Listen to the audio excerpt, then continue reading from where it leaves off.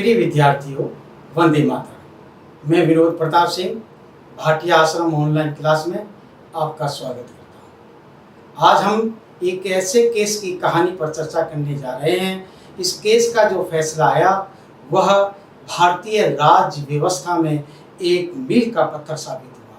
इसने संसद की संशोधन करने की शक्ति के लिए एक लक्ष्मण रेखा खींच दी। इसका उल्लंघन संसद नहीं कर सकती है। तो आप समझ गए होंगे मैं किस केस के बारे में चर्चा करने जा रहा हूं, और वो केस है केशवानंद भारती बनाम केरल राज्यवाद 1973। इस केस की कहानी केरल भूमि सुधार कानूनों से प्रारंभ होती है और बाद में इंदिरा सरकार के द्वारा किए गए संशोधनों को भी शामिल कर लिया जाता है। गोलकनाथ केस हारने के बाद इंदिरा सरकार ने एक अध्यादेश जारी करके 14 बैंकों का 1969 के अंदर राष्ट्रीयकरण कर दिया और प्राइवेट बैंकों को अपने अधीन कर लिया। और इसे चैलेंज किया रुस्तम कामाजी ने इसे सुप्रीम कोर्ट में चैलेंज किया और इंदिरा सरकार को झटका देते हुए सुप्रीम कोर्ट ने इसे अवैध घोषित कर दिया। इसके बाद एक और अध्यादेश लाकर इंदिरा सरकार ने राजाओं को दिया जाने वाला पीवी पर्स और विशेषाधिकार को समाप्त कर दिया और इसे चैलेंज किया माधवराव सिंधिया ने, जो कि वर्तमान के अंदर ज्योतिराज सिंधिया के, जो कि नागरिक उड्डयन मंत्री हैं, उनके पिताश्री थे। और इन्होंने जब कोर्ट में चैलेंज किया और कोर्ट ने इंदिरा गांधी को एक और झटका दे दिया और इसे अवैध घोषित कर दिया। उसके बाद इंदिरा सरकार ने लोकसभा को भंग करने की सिफारिश कर दी। लोकसभा भंग कर दी गई। 5वीं लोकसभा के चुनाव कराए गए जिसमें इंदिरा गांधी को बहुमत मिला और उनकी सरकार बनी। वो न्यायालय के दिए हुए फैसलों से बहुत नाराज थी, इसलिए उन्होंने न्यायालय के निर्णयों के प्रभावों को कम करने के लिए धड़ाधड़ संशोधन करने लगी। ऐसा लगता था कि मानो पूरे संविधान को ही बदलकर रख देगी।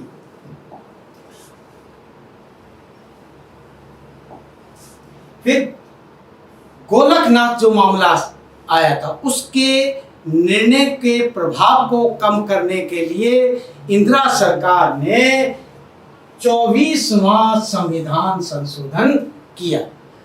अब गोलकनाथ मामले में जो सुप्रीम कोर्ट ने डिसीजन दिया था कि संसद मूल अधिकारों में संशोधन नहीं कर सकती, इसलिए 24वां संविधान संशोधन किया गया और 24वें संविधान संशोधन के द्वारा अनुच्छेद 13 और अनुच्छेद 368 में संशोधन किया गया। अनुच्छेद 13 क्या कहता है? अनुच्छेद 13 कहता है 13(4) संसद मूल अधिकार सहित संविधान के किसी भी भाग में संशोधन कर सकती है और राष्ट्रपति ऐसे संशोधनों पर हस्ताक्षर करने के लिए बाध्य है। और 368 में क्या सुधार किया गया, इसको स्पष्ट कर दिया गया कि इसमें संशोधन की प्रक्रिया के साथ साथ संशोधन की शक्ति भी शामिल है। फिर बैंकों के राष्ट्रीयकरण मामले में जो न्यायालय ने निर्णय दिया था, इसके प्रभाव को कम करने के लिए 25वां संविधान संशोधन किया गया और 25वें संविधान संशोधन के द्वारा 31(2) में सुधार और एक नया आर्टिकल जोड़ दिया गया 31(ग). अब 31(2) में क्या प्रावधान कर दिया गया कि इसमें क्षतिपूर्ति के स्थान पर धनराशि शब्द को जोड़ दिया गया। क्षतिपूर्ति का अर्थ होता है कि जितनी क्षति हुई है उसकी पूर्ति की जाए। जैसे कि कोई जमीन मेरी सरकार अधिग्रहण करती है तो उसके बदले में जितना मेरा नुकसान हुआ, जितनी मेरी क्षति हुई है, उतना ही मुझे मुआवजा या धन सरकार को देना पड़ेगा। लेकिन इसके स्थान पर धनराशि शब्द को जोड़ दिया गया।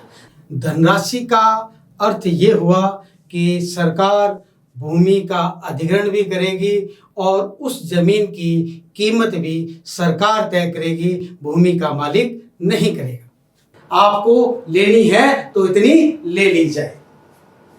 और 31 गए जो नया संविधान में अनुच्छेद जोड़ा गया वो नीति निर्देशक तत्व अनुच्छेद 39 2 या 3 या ख या ग कह सकते हैं आप। इसके लिए मूल अधिकार 14, 19 और 31 पर प्रतिबंधित किया जा सकता है। अर्थात यूं कह सकते हैं कि नीति निर्देशक तत्वों को मूल अधिकारों पर प्राथमिकता दे दी गई। अब माधवराव के फैसले के प्रभाव को कम करने के लिए 26वां संविधान संशोधन इंदिरा सरकार ने कर दिया और इसके द्वारा राजा महाराजाओं को जो प्रीवी प्रश्न प्राप्त हो रहे थे, उनको जो विशेषाधिकार थे और जिन आर्टिकलों में थे 291 और 362 में जो प्रावधान थे, इन प्रावधानों को समाप्त कर दिया। इसी बीच केरल भूमि सुधार कानून आता है और केरल सरकार ने भूमि सुधार कानून बनाया और 29वें संविधान संशोधन के द्वारा 9वीं अनुसूची में इसे डाल दिया। इस कानून का उद्देश्य क्या था? इस कानून का उद्देश्य था कि केरल सरकार धार्मिक संस्थाओं और मठों पर हजारों एकड़ जमीनें थी, उनको अपने पास लेना चाहती थी और भूमिहीन किसानों को देना चाहती थी। इसलिए केरल सरकार ने ये कानून बनाया।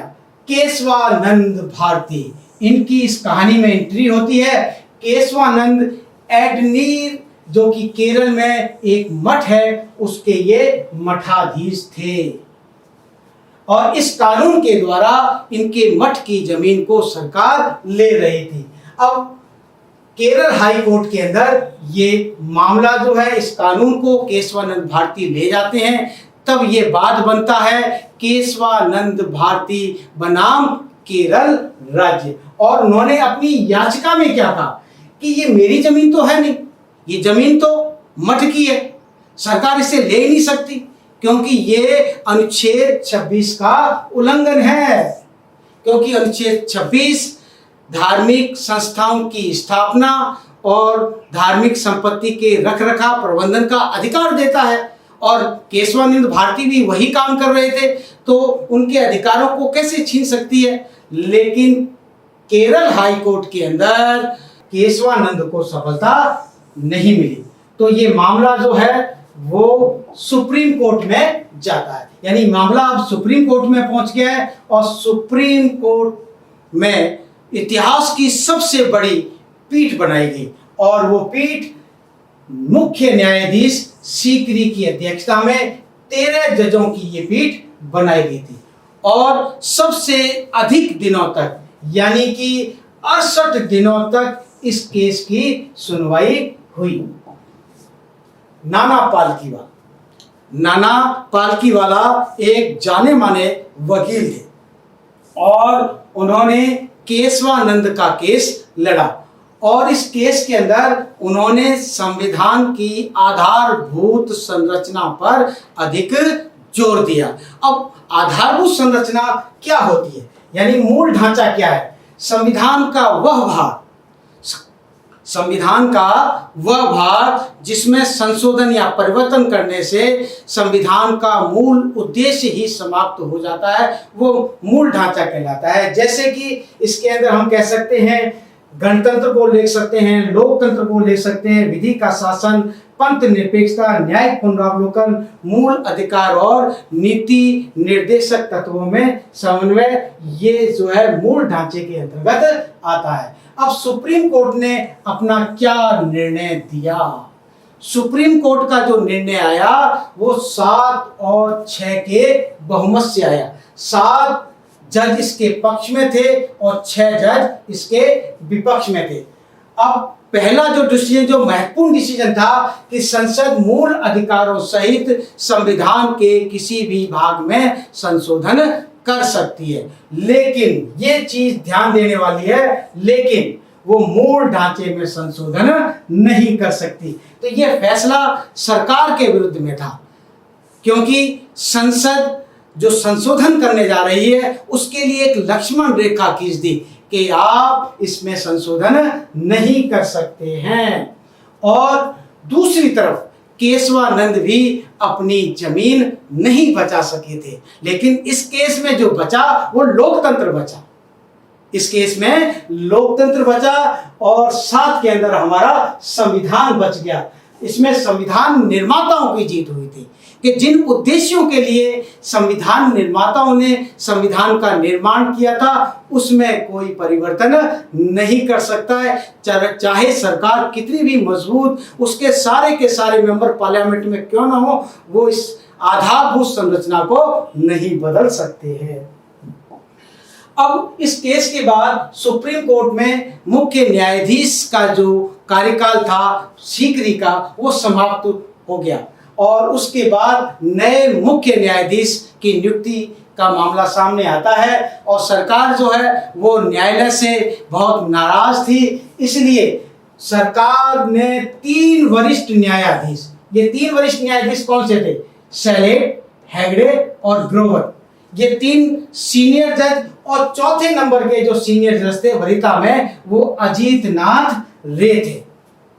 तो 3 जजों को छोड़कर सरकार ने अजीत नाथ रे को मुख्य न्यायाधीश नियुक्त कर दिया।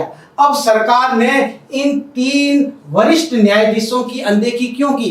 क्योंकि इन्होंने सरकार के विरुद्ध फैसला दिया था और अजीत नाथ रे ने सरकार के पक्ष में फैसला दिया था। अब यहां सरकार ने तर्क दिया कि वरीयता का प्रावधान संविधान में कहीं नहीं है और विधि आयोग की रिपोर्ट में गुणों को प्राथमिकता दी गई थी और हमने गुणों के आधार पर न्यायाधीश अजीत नाथ रे को नियुक्त किया है। और आपको कहानी में ये पता ही लग गया होगा कि वो अजीत नाथ रे के अंदर कौन से गुण थे। इसके बाद एक नए केस पर चर्चा करेंगे। तब तक के लिए जय हिंद, जय भारत।